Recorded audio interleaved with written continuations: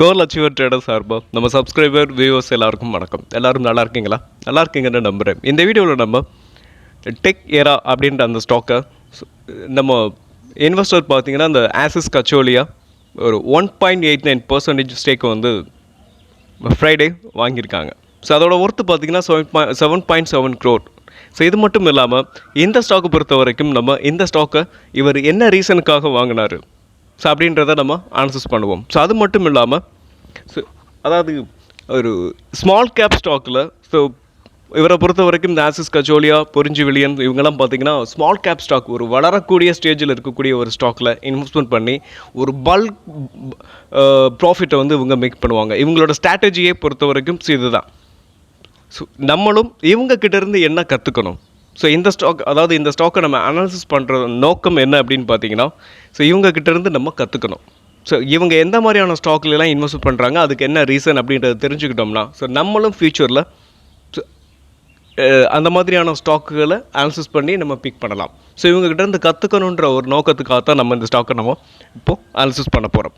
Okay, இது எல்லாமே education பர்பஸ்க்காக. நீங்கள் ட்ரேட் ஆர் இன்வெஸ்ட்மெண்ட் பண்ணணும்னா ஓன் அனாலிசிஸ் பண்ணிவிட்டு நீங்கள் இன்வெஸ்ட்மெண்ட் பண்ணுங்கள். நான் செபி ரிஜிஸ்டர் அட்வைசர் இல்லை. உங்களோட ஓன் அனாலிசிஸ் ரொம்ப ரொம்ப இம்பார்ட்டன்ட். ஸோ இந்த வீடியோவை பொறுத்த வரைக்கும் பை ஆர் செல் சஜஸ்ட் கிடையாது. ஸோ முழுக்க எஜுகேஷன் பர்பஸ்க்காக மட்டுமே. ஓகே, இப்போ இந்த ஆசிஸ் கச்சோலியா இந்த ஸ்டாக்கை வந்து பை பண்ணியிருக்காங்க. அன்றைக்கு மட்டுமே இப்போ ஃப்ரைடே பார்த்தீங்கன்னா உங்களுக்கு அப்பர் சர்க்கியூட் அடிச்சிருக்கோம். ஓகே, இப்போ இந்த ஸ்டாக்கை பற்றி நம்ம ஃபண்டமெண்டல் எப்படி இருக்குது, ஸோ இவங்களோட பேலன்ஸ் ஷீட் எப்படி இருக்குது, ப்ரொமோட்டர் ஹோல்டிங் எப்படி இருக்குது அப்படின்றத ஸ்க்ரீனருக்குள்ளே போய் நம்ம பார்த்துடலாம். நெக்ஸ்ட்டு ஃப்ரெண்ட்ஸ், இந்த டெக் ஏராவோட ஆட்டோமேஷன் கிளைண்ட்ஸை வந்து நம்ம பார்த்துருவோம். ஸோ முக்கியமாக பார்த்தீங்கன்னா உங்கள் டாப் லெவலில் இருக்கிற அந்த கம்பெனிகளோட இவங்க வந்து உங்களோட கிளைண்ட்ஸாக இருக்காங்க. ஸோ இந்த வால்வோ, ஏஷர், ஆடி, ஸ்கோடா, வேக்ஸ்வாகன், ஸோ இப்படி உங்களுக்கு டாப் கம்பெனிகள்லாம் உங்களுக்கு இவங்களோட கிளைண்ட்டாக இருக்காங்க. அது மட்டும் இல்லாமல் Honda, so TVS, Piaggio, JBM auto, Lumax, இப்படி பார்த்தீங்கன்னா உங்களுக்கு பெரிய லெவலில் உங்களோட லிஸ்ட்டு வந்து இருக்குது. ஸோ நெக்ஸ்ட்டு நம்ம இந்த சாரதா மோட்டார், ஸோ இதெல்லாம் உங்களுக்கு நம்ம லிஸ்ட் பண்ணியிருக்க கம்பெனிங்க. உங்களுக்கு டாப் கம்பெனிகள்லேருந்து மிடில் இருக்கிற வரைக்கும், மிடில் கம்பெனிஸ் வரைக்கும் இவங்களோட கிளைண்ட்டாக இருக்காங்க. ஸோ நெக்ஸ்ட்டு பார்த்தீங்கன்னா டாட்டா மோட்டார் கூட இருக்காங்க. ஸோ இந்த டாட்டா, ஹென்ட்ரிக்சன் அப்படின்னு மஹிந்திரா இருக்காங்க. அதுக்கப்புறம் இன்னும் பார்த்தீங்கன்னா லுப்பின் இருக்காங்க. ஸோ இப்படி இன்னும் நிறைய கம்பெனிகள் வந்து வீடியோகான், ஏர்செல் வந்து உங்களுக்கு பார்த்தீங்கன்னா நம்ம என்எஸ்சியில் வந்து இவங்க ஸ்டாக் வந்து லிஸ்ட் பண்ணியிருக்காங்க. லிஸ்டட் கம்பெனி தான் இதுவும் கூட. ஸோ இப்படி டாப் கிளைண்ட்ஸ் எல்லாம் இவங்க வந்து என்ன பண்ணியிருக்காங்க, இவங்க வந்து இவங்களோட கஸ்டமராக வச்சுருக்காங்க. அது மட்டும் இல்லாமல் ஸோ இவங்க ஆட்டோ காம்பனண்ட்டில் இவங்க எந்த மாதிரியான திங்ஸை வந்து ப்ராடக்ட் பண்ணுறாங்க, இவங்களோட ப்ராடக்ட் என்ன, அது எதுக்கு அந்த ஆட்டோமேஷனில் யூஸ் ஆகுது அப்படின்றது கிளைண்ட் அப்படின்ற அந்த லிஸ்ட்டை வந்து நம்ம இன்னும் டீட்டெயிலாக பேசணும்னா இன்னும் வீடியோ ரொம்ப பெருசாக போகும். அது மட்டும் இல்லாமல் அதை நம்ம பார்ப்போம். ஸோ இதோட செகண்ட் பார்ட்டாக நம்ம அதை பற்றி நம்ம டீட்டெயிலாக ஏரோஸ்பேஸில் பொறுத்த வரைக்கும் இவங்க வந்து இவங்களோட அதாவது ஹெச்ஐஎல்கிட்டேருந்து இவங்க ஆர்டர்ஸ் எல்லாம் வாங்கி இவங்களோட கிளைண்ட்ஸு அவங்ககிட்டேருந்து வாங்கி இவங்க வந்து செஞ்சுக்கிட்டு இருக்காங்க. ஸோ ஏரோஸ்பேஸ் அப்படின்னு பார்க்கும்போது அவங்க பர்டிகுலராக எந்த மாதிரியான ப்ராடக்டை பண்ணுறாங்க, ஸோ அது எதுக்கு ரீசன் ஆகுது, அதோட அது எப்படி உங்களுக்கு என்னென்ன பண்ணுறாங்க அப்படின்றது மொத்த டீட்டெயிலும். ஸோ ஆட்டோமேஷனை பொறுத்த வரைக்கும் ஆட்டோமேஷனாக இருக்கட்டும், இல்லை ஏரோஸ்பேஸ்க்கு தேவையானதாக இருக்கட்டும், இது எல்லாத்தையுமே நெக்ஸ்ட் பார்ட் 2ல் நம்ம பார்ப்போம். இப்போ நம்ம நெக்ஸ்ட் என்ன பண்ணலாம் அப்படின்னு பார்த்தீங்கன்னா இவங்க ஃபண்டமெண்டலாக இந்த ஸ்டாக் வந்து இவங்களோட டாப் கிளைண்ட்ஸ்லாம் இருக்குது. ஓகே, நல்லா இருக்குது. இவங்களோட ஃபண்டமெண்டல் இந்த ஸ்டாக் வந்து எப்படி இருக்குது அப்படின்றத ஃபண்டமெண்டலாக பார்த்துருவோம். ஓகே ஃப்ரெண்ட்ஸ், இப்போது நம்ம டெக் ஏரா இன்ஜினியரிங்கோட ஸோ ஃபண்டமெண்டல் எப்படி இருக்குது, ஃபினான்சியல் எப்படி இருக்குது, ரிப்போர்ட் எப்படி இருக்குது, ஸோ எப்படின்றத எல்லாத்தையுமே நம்ம இப்போ நம்ம பார்த்துடலாம். ஓகே, ஸோ இந்த ஸ்டாக்கை பொறுத்த வரைக்கும் உங்களுக்கு ஸ்மால் கேப் ஸ்டாக்கு தான். ஸோ இவங்களோட market capital 452 crore. So current price 274. High பார்த்தீங்கன்னா 274 274, லோ பார்த்தீங்கன்னா 116. ஸோ ஸ்டாக்கோட பிஇ 142 இருக்குது. இப்போ ஓகே, இந்த ஸ்டாக் பிஇ வந்து 142 அப்படின்றது அண்டர் வேல்யூடா அப்படின்னு பார்க்கும்போது நம்ம வந்து இண்டஸ்ட்ரி பியோட என்ன பண்ணணும், கம்பேர் பண்ணணும்.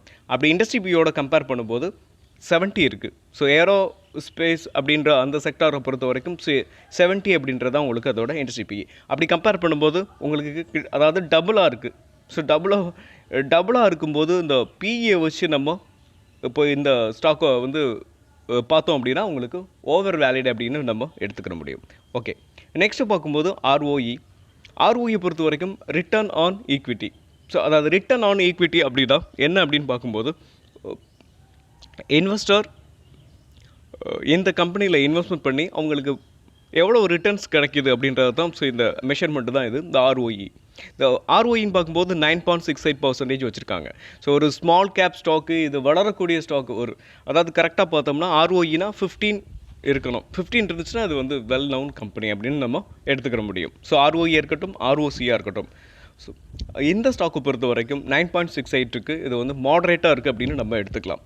ஸோ இந்த மாதிரியான ஸ்மால் கேப் ஸ்டாக்கை பொறுத்த வரைக்கும் பர்ஃபெக்டாக இருந்துச்சு அப்படின்னா அது வந்து சில கம்பெனிகளில் இருக்கும். ஸோ இது வந்து வளர்ந்து வரக்கூடிய கம்பெனின்னு நம்ம இதிலிருந்து புரிஞ்சுக்கிற முடியும். Okay, next ROCE return on capital employee. அதாவது இந்த பிஸ்னஸ்க்கு எவ்வளோ இன்வெஸ்ட்மெண்ட் பண்ணியிருக்காங்களோ அது பர் இயருக்கு எவ்வளோ ரிட்டர்ன்ஸை வந்து கொடுத்துருக்கு அப்படின்றத தான் இந்த ஆர்ஓசிஇ வந்து இண்டிகேட் பண்ணும். இது வந்து 13% கொடுத்துருக்கு வந்திருக்கு. ஸோ இது வரைக்கும் அதாவது 15 இருந்துச்சுன்னா நம்ம சொன்ன மாதிரி ஆர்ஓசியாக இருக்கட்டும் இல்லை ஆர்ஓஇயாக இருக்கட்டும் 15 அபோவ் இருந்துச்சுன்னா இந்த மெஷர்மெண்ட் அதாவது இந்த கம்பெனி வந்து ஸ்டேபிளான ஃபண்டமெண்டல் ஸ்ட்ராங்கான கம்பெனின்னு நம்ம எடுத்துக்க முடியும்.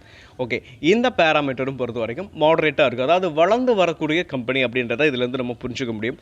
மார்க்கெட் கேபிடலைசேஷன் பார்க்கும்போதே 453 crores அப்படின்னு நம்ம பார்த்துருக்கோம். ஓகே, நெக்ஸ்ட்டு இந்த கம்பெனியை பொறுத்த வரைக்கும் இது ரெண்டுமே மாடரேட்டாக இருக்குது. ரொம்ப ஒஸ்ட்டுன்னு சொல்ல முடியாது, பெஸ்ட்டுன்னு சொல்ல முடியாது, மாடரேட்டாக இருக்குது அப்படின்றத நம்ம இதிலேருந்து புரிஞ்சுக்க முடியும். புக் வேல்யூ பொறுத்த வரைக்கும் 30. ஸோ வெறும் 30 தான் இருக்குது. பட் இருந்தாலும் ஸோ இது வந்து 30 அப்படின்றது ஒரு லாங் டேர்ம் ப்ராஸ்பெக்டரில் நம்ம பார்க்கும்போது கம்மி தான். ஸோ புக் வேல்யூ பொறுத்த வரைக்கும் அதுவும் கம்மி. அதனால் உங்களுக்கு ஒரு ஸ்மால் கேப் ஸ்டாக்குன்றப்போ இதெல்லாம் இருக்க தான் செய்யும். ஸோ நம்ம ஸ்மால் கேப் ஸ்டாக்கில் நம்ம என்ன பார்க்கணும்னா அவங்களோட பிஸ்னஸ் என்ன, பிஸ்னஸ் மாடல் என்ன அப்படின்றத பார்க்குறோம். ஓகே, அது நம்ம வந்து நெக்ஸ்ட்டு பார்த்துருவோம். நெக்ஸ்ட்டு பார்த்தீங்கன்னா டிவிடெண்ட் ஈல்டு கொடுக்குறதில்ல. ஒரு ஸ்மால் கேப் ஸ்டாக்கை பொறுத்த வரைக்கும் டிவிடெண்ட் ஈல்டு கொடுக்காமல் இருக்கிறது தான் பெஸ்ட்டு. அந்த கம்பெனியை வளர்க்கணும் இல்லையா?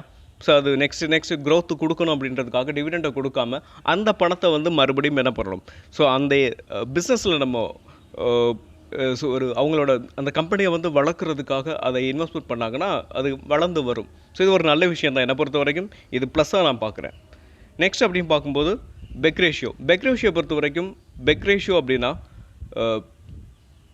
Price to earning growth ratio அப்படின்னு சொல்லுவாங்க. அதாவது 1லேருந்து 3க்குள்ளே இருக்கணும். 1க்கு கீழே இருந்தால் அண்டர் வேல்யூடு. ஸோ 1லேருந்து 3க்குள்ளே இருந்துச்சுன்னா ஃபேர் வேல்யூ. ஸோ 3க்கு மேலே இருந்தால் ஓவர் வேலிட்னு அர்த்தம். ஸோ இந்த பேராமீட்டரும் உங்களுக்கு என்ன இண்டிகேட் பண்ணுது அப்படின்னு பார்க்கும்போது ஓவர் வேலிட் அப்படின்னு இண்டிகேட் பண்ணுது. ஸோ பியும் உங்களுக்கு ஓவர் வேலிட் இண்டிகேட் பண்ணுது. ஸோ பெக் ரேஷியோவும் உங்களுக்கு ஓவர் வேலிட் இண்டிகேட் பண்ணுது. இது ஏன் இண்டிகேட் பண்ணுது அப்படின்னு நம்ம பார்க்கும்போது இவங்களோட ஃப்யூச்சரில் இவங்களோட ப்ராஃபிட், இவங்களோட ரெவென்யூ கூடி, ஸோ இவங்களோட ப்ராஃபிட்டும் கூடும்போது இது வந்து குறைஞ்சிக்கிட்டே வரும். ஸோ பியும் குறைஞ்சிக்கிட்டே வரும். இந்த ப்ரைஸ் டு ஏர்னிங் க்ரோத்தும் உங்களுக்கு மாறும். ஸோ ஒரு ஸ்மால் கேப் ஸ்டாஃப்க்கு இதெல்லாம் சாதாரண விஷயந்தான். ஸோ நம்ம பார்க்கணும் நம்ம முதவே பார்த்துட்டு இருப்போம். பிஸ்னஸ் மாடல் என்ன, இவங்களோட கிளைண்ட்ஸ்லாம் பார்த்திங்கன்னா டாப் லெவலில் இருக்குது. டாப் லெவல் கிளைண்ட்ஸ்லாம் நிறைய இவங்களோட கிளைண்ட்டாக இருக்காங்க. ஓகே, நெக்ஸ்ட் அப்படின்னு பார்க்கும்போது current ratio. So current ratio பொறுத்த வரைக்கும் என்ன அப்படின்னா, கரண்ட் ரேஷியோ அப்படின்னா என்ன அப்படின்னு பார்த்தோம்னா ஒரு கம்பெனி வந்து ஒரு வருஷத்துக்குள்ளே ஷார்ட் டேர்ம் பாரோயிங் இருக்கும், லாங் டேர்ம் பாரோயிங் இருக்கும். இது ஷார்ட் டேர்ம் பாரோயிங் அப்படின்னு பார்க்கும்போது இந்த 1 இயருக்குள்ளே அதாவது பே பண்ணக்கூடிய பாரோவிங், அந்த பாரோவிங்கை பே பண்ணக்கூடிய அந்த கேப்பபிலிட்டி இந்த ஸ்டாக்கு இந்த கம்பெனிக்கு இருக்குதா அப்படின்றத தான் இந்த பேராமீட்டர் வந்து உங்களுக்கு இண்டிகேட் பண்ணும். ஸோ அப்படி பார்க்கும்போது கரண்ட் ரேஷியோ பொறுத்த வரைக்கும் 1லேருந்து 3க்குள்ளே இருக்கணும். ஸோ இது 1.53 இருக்குது. ஓகே, இது வந்து இந்த பேராமீட்டர் பொறுத்த வரைக்கும் ஓகே. நெக்ஸ்ட் பார்த்தீங்கன்னா குயிக் ரேஷியோ பொறுத்த வரைக்கும் இது 1லேருந்து 3க்கு மேலே, 1க்கு மேலே எவ்வளோ வேணாலும் இருக்கலாம். ஸோ இந்த ஸ்டாக்கை பொறுத்த வரைக்கும் ஸோ இந்த குயிக் ரேஷியோ இதுவும் மாடரேட்டாக இருக்குது. நெக்ஸ்ட் அப்படின்னு பார்க்கும்போது book value. So price to book value 9 time என்ன இருக்குது உங்களுக்கு அதிகமாக இருக்குது. ஸோ புக் வேல்யூவோட கம்பேர் பண்ணும்போது இது வந்து கொஞ்சம் அதிகமாக தான் இருக்குது. ஓகே, நெக்ஸ்ட் அப்படின்னு பார்த்தோம்னா டெப்ட் டு ஈக்விட்டி. டெப்ட் டு ஈக்விட்டி பார்க்கும்போது கடன் ஒரு ஆவரேஜான அளவில் தான் இருக்குது. ஸோ 0.41% இருக்குது டெப்ட்டு. ஸோ இந்த டெப்ட்டை வந்து ஒரு ஸ்மால் கம்பெனிக்கு இதெல்லாம் இருக்கிறது செய்யும். ஆனால் அவங்களோட முக்கியமான ரீசன் என்ன அப்படின்னா அவங்களோட பிஸ்னஸ் எப்படி இருக்குது அப்படின்றதான் நம்ம மேஜராக பார்க்கணும். நெக்ஸ்ட்டு இந்த ஸ்டாக்கை பொறுத்த வரைக்கும் நெக்ஸ்ட்டு வந்து வால்யூம் நம்ம வந்து இப்போது வால்யூமை வச்சு இப்போது நமக்கு தேவையில்லை. ஓகே, நெக்ஸ்ட்டு நம்ம இவங்களோட பேலன்ஸ் ஷீட்டை பார்த்துருவோம்.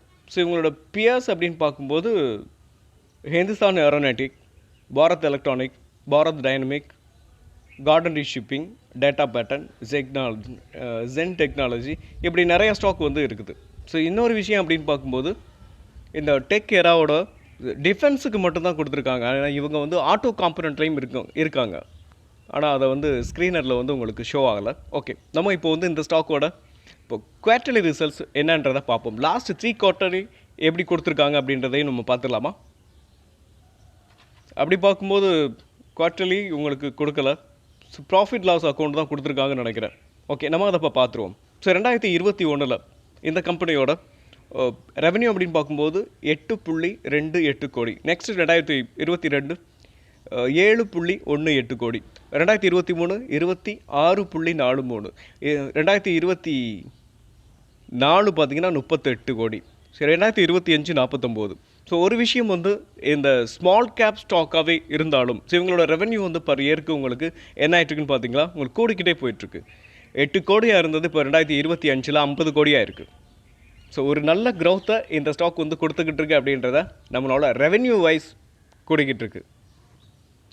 ஒரு நல்ல விஷயம். நெக்ஸ்ட் அப்படின்னு பார்க்கும்போது இவங்களோட ஆப்ரேட்டிங் ப்ராஃபிட் அப்படின்னு பார்க்கணும். ஸோ ஆப்ரேட்டிங் ப்ராஃபிட் அப்படின்னு பார்க்கும்போது ஃபஸ்ட்டு 1.47 இருந்தது, -3.72 குறைஞ்சிருக்கு.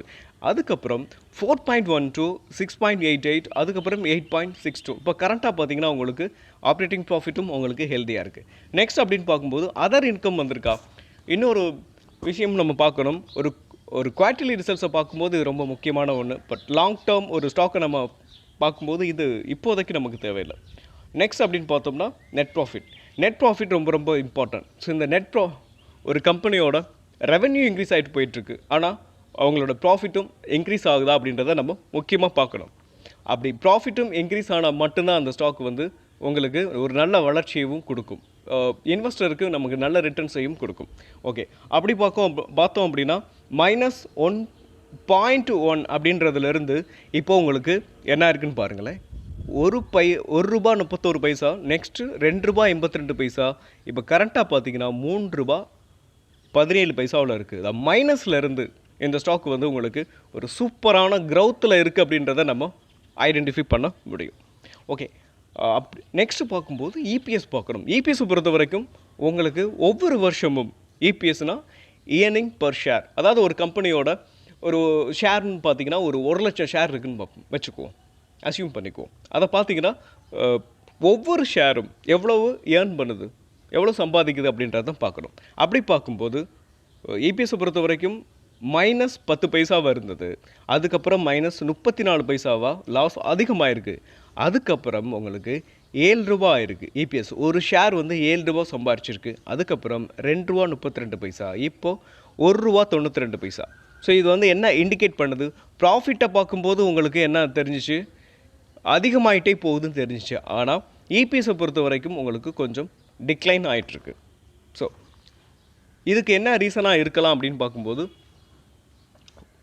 ஒன்று இவங்க ப்ராடக்ட் பண்ணக்கூடிய அந்த மெட்டீரியலோட ப்ரைஸ் ஹைக்காக இருக்கலாம் ஒன்று, இல்லை இவங்களுக்கு டெப்ட்டு இவங்க வந்து ப்ராஃபிட் வந்திருக்கு ஆனால் இவங்களோட பாரோவிங்ஸை வந்து இவங்க வந்து அடைச்சிருக்கலாம். ஸோ இப்படி 2 ரீசன் இது இந்த ஸ்டாக்கை பொறுத்த வரைக்கும் இருக்கிறதுக்கான பாசிபிள்ஸ் இருக்குது. ஓகே, ஃபஸ்ட்டு ஒரு கம்பெனி வளரணும் அப்படின்னா மேஜராக 2 விஷயம் இருக்கணும். ஒன்று, அவங்களோட ரெவென்யூ கூடிக்கிட்டே போகணும். ரெவென்யூ கூடணும்னா அவங்களோட கம்பெனியோட அவங்க ப்ராடக்ட் பண்ணுற அந்த ப்ராடக்ட் வந்து நல்லா இருக்குது அப்படின்னு அர்த்தம் இல்லையா? அப்படி இருந்தால் மட்டும்தான் ரெவென்யூ கூடிக்கிட்டே போகும், ஃபஸ்ட் ரீசன். செகண்ட் ரீசன், அதுலேருந்து அவங்களோட ப்ராஃபிட்டும் கூடிகிட்டே போகணும். 2 இந்த 2ம் இருந்தால் மட்டும்தான் ஃபஸ்ட்டு மேஜர் ரீசன் அப்படின்னு பார்க்கும்போது ஒரு பிஸ்னஸை நம்ம ஜென்ரலாகவே எடுத்துக்கலாம். ரெவென்யூ கூடிக்கிட்டே போகணும், ப்ராஃபிட்டும் கூடிக்கிட்டே போகணும். இதுக்கு இடையில் நெட் ப்ராஃபிட் அப்படின்னு பார்க்கும்போது அவங்களுக்கு கடன் இருக்கலாம். ஸோ பாரோவிங் அவங்க அடைச்சிட்டு நெட் உங்களுக்கு அதுக்கப்புறம் பார்க்கும்போது கொஞ்சம் குறையலாம். ஸோ இது ஸ்லைட்லி எல்லா கம்பெனிகளுக்கும் இருக்க செய்யும். அதாவது ஸ்மால் கேப் ஸ்டாக்கில் இருக்க நிறைய கம்பெனிகளுக்கு இது இருக்கலாம், வாய்ப்பு இருக்குது. அதனால் இந்த கம்பெனியை பொறுத்த வரைக்கும் நம்ம ஒரு ஃபண்டமெண்டலாக ஸ்ட்ராங்கான கம்பெனி அது அவங்க அப்படின்னு நம்ம எடுத்துக்கிற முடியும். நெக்ஸ்ட் அப்படின்னு பார்க்கும்போது இவங்க ப்ரொமோட்டர் ஹோல்டிங் ரொம்ப ரொம்ப இம்பார்ட்டன்ட். ஸோ ப்ரொமோட்டர் ஹோல்டிங் பார்க்கும்போது இவங்க 42.25 அப்படின்னு வச்சுருக்காங்க. ப்ரொமோட்டர் ஹோல்டிங் பார்த்திங்கன்னா ஒரு 50 இருக்கணும். ஸோ ஸ்மால் கேப் ஸ்டாக்கில் அந்தந்த கம்பெனிக்கோட சுச்சுவேஷனை பொறுத்த வரைக்கும் இருக்கலாம். ஸோ இவங்க வந்து 42 வச்சுருக்காங்க. ஓகே, எஃப்ஐ பொறுத்த வரைக்கும் இவங்களோட ஐபிஓவில் வந்து உங்களுக்கு இவங்க வந்து இன்வெஸ்ட்மெண்ட் பண்ணியிருப்பாங்க போல இருக்குது. ஸோ 3.89% இருந்து இப்போ என்ன பண்ணியிருக்காங்கன்னா 0.4% இருக்காங்க. அதே சமயம் டிஐஇ பாருங்கள், டிஐஇ பொறுத்த வரைக்கும் 15.76 இருந்து இப்போ 12.51. ஏன்னா ஒரு நல்ல க்ரோத்து கொடுத்ததுக்கப்புறம் ப்ராஃபிட்டை மேக் பண்ணியிருக்காங்க. ஓகே, ப்ரொமோட்டர் ஹோல்டிங்கும் டீசெண்டாக இருக்குது. ஸோ இந்த ஸ்டாக்கை பொறுத்த வரைக்கும் ஸோ நம்ம இவங்களோட கிளைண்ட் லிஸ்ட்டை பார்த்துருக்கோம். அது மட்டும் இல்லாமல் இப்போ நம்ம இன்வெஸ்டர் ஆசிஸ் கச்சோலியா இந்த ஸ்டாக்கை பொறுத்த வரைக்கும் ஏன் இந்த ஸ்டாக்கில், அதாவது இந்த உங்களோட ஃபண்டமெண்டலாக இருக்கட்டும், அதெல்லாம் கொஞ்சம் எப்படி சொல்கிறது, ஒரு ஸ்மால் கேப் ஸ்டாக்குக்கு எப்படி இருக்கணுமோ அப்படி தான் இருக்குது. சூப்பரான ஸ்மால் கேப் ஸ்டாக்காகவே இருந்தாலும் இது ஒரு சூப்பரான கம்பெனி அப்படின்னு நம்ம இப்போதைக்கு அவங்களோட ஃபண்டமெண்டலாக வச்சு சொல்ல முடியாது ஒன்று. ஆனால் எதை வச்சு இந்த ஸ்டாக்கை வந்து கெஸ் பண்ண முடியும் அப்படின்னு பார்த்தீங்கன்னா, ஸோ அவங்களோட பிஸ்னஸ் மாடல் அப்படின்னு பார்க்கும்போது நம்ம ஆல்ரெடி பார்த்துருந்துருப்போம். ஸோ இவங்க ஏரோஸ்பேஸில் அதாவது டிஃபென்ஸ் செக்டாரில் இருக்காங்க. இன்னொன்று ஆட்டோமேஷன், அதாவது ஆட்டோ காம்பனண்ட் அதுலேயும் இருக்காங்க. ஸோ ஆட்டோ காம்பனண்ட்டில் பொறுத்த வரைக்கும் இவங்க வேர்ல்டில் இருக்கிற சில பெஸ்ட்டான கம்பெனிகளோட இவங்க கிளைண்ட் லிஸ்ட்டாக இருக்காங்க. ஸோ அப்படி பார்க்கும்போது ஒரு ஸ்மால் கேப் ஸ்டாக்காகவே இருந்தாலும் வேர்ல்டில் இருக்கிற பெஸ்ட் கம்பெனிங்க, அதுவும் இந்தியாவில் இருக்கிற பெஸ்ட் கம்பெனிகளாக இருக்கட்டும், வேர்ல்டில் இருக்கிற பெஸ்ட் கம்பெனிகளாக இருக்கட்டும், சில கம்பெனிகள்லாம் இவங்களோட கிளைண்ட்டாக இருக்காங்க. அப்படி பார்க்கும்போது இவங்களோட இவங்க ப்ராடக்ட் பண்ணக்கூடிய அந்த திங்ஸ் வந்து உங்களுக்கு அவ்வளோ பர்ஃபெக்டாக இருந்தால் மட்டும்தானே இந்த கிளைண்ட்ஸ் எல்லாம் அவங்க வந்து கிளைண்ட்டாக இருக்க முடியும். ஸோ அப்படி பார்க்கும்போது ஸோ இவங்களோட கிளைண்ட் பேஸ்ட், இவங்களோட பிஸ்னஸ் மாடல், இதை வச்சு பார்க்கும்போது நம்ம என்ன புரிஞ்சுக்க முடியும் அப்படின்னு பார்த்தீங்கன்னா, ஸோ இந்த கம்பெனி வந்து வளரக்கூடிய வாய்ப்பு நிறையவே இருக்குது. ஸோ நெக்ஸ்ட் வீடியோவில் நம்ம இந்த கம்பெனியை பற்றி என்ன பார்க்க போகிறோம்னா, ஸோ இவங்க எந்த மாதிரி பிஸ்னஸ் பண்ணுறாங்கன்னு தெரியும். ஸோ அதில் அவங்கக்கிட்டேருந்து எவ்வளோ ரெவென்யூ வருது, ஸோ டிஃபென்ஸ்லேருந்து எவ்வளோ ரெவென்யூ வருது, நெக்ஸ்ட்டு பார்த்தீங்கன்னா ஆட்டோ காம்பனண்ட்லேருந்து அதாவது ஆட்டோமேஷன்லேருந்து எவ்வளோ ரெவென்யூ வருது, ஸோ இப்படின்றதெல்லாம் பார்க்கலாம். அது மட்டும் இல்லாமல் ஸோ இவங்களோட ப்ராடக்ட் ஆட்டோமேஷனில் இவங்க என்ன கம்பெனி, அதாவது என்ன திங்ஸை வந்து அவங்க வந்து ப்ராடக்ட் பண்ணுறாங்க, அதே மாதிரி டிஃபென்ஸில் அவங்க எந்த மாதிரியான திங்ஸை வந்து ப்ராடக்ட் பண்ணுறாங்க, ஸோ இது எவ்வளவு முக்கியம். அது மட்டும் இல்லாமல் அவங்களோட போட்டியாளர் யார், ஸோ அதையும் நம்ம பார்க்கணும். அவங்களோட போட்டியாளர் யார், ஸோ இப்படின்றத விஷயம் எல்லாத்தையும் நம்ம என்ன பண்ணலாம் நெக்ஸ்ட் வீடியோவில் நம்ம பார்க்கலாம். ஸோ நீங்கள் காமெண்ட் பண்ணுங்கள். 2வது வீடியோ பதிவு பண்ணணுமா வேண்டாம், பதிவு பண்ணணும் அப்படின்னா நீங்கள் பதிவு பண்ணணும்னு காமெண்ட் பாக்ஸில் காமெண்ட் பண்ணுங்கள். ஸோ 2வது பதிவில் நம்ம அந்த விஷயத்தையும் டெக்னிக்கலாக எப்படி இருக்குன்றது ரெண்டையும் நம்ம பார்த்துருவோம். ஓகே, மீண்டும் ஒரு நல்ல வீடியோவில் உங்களை சந்திக்கிறேன். அதுவரை நன்றியும் அன்பும்.